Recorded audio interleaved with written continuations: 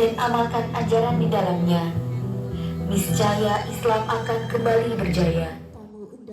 Syederalun, Musabakah Tilawatil Quran atau MTQ ke-35 tingkat kabupaten dibuka secara resmi oleh Bupati Biren di Masjid Agung Biren, Selasa 27 Juli hari ini. Festival keagamaan Islam itu berlangsung di 3 lokasi terpisah, yaitu Kompleks Masjid Agung Sultan Jempa, Aula SKB Cotgapu, dan Gedung Kampus IAI Al-Muslim di Desa Payalipah, Pesangan Biren. Nantinya akan dipilih duta terbaik dari Biren untuk mengikuti MTQ tingkat Provinsi Aceh yang berlangsung di Kabupaten Bener Meriah pada 27 Juli sampai 2 Agustus 2021.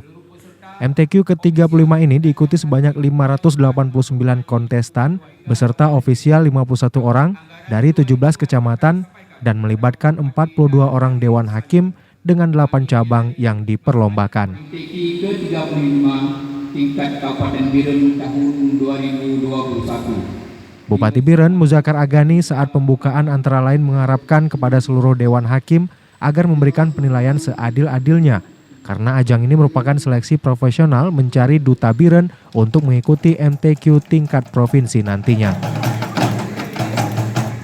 Dari Biren, Yusmandin Idris, Serambi On TV.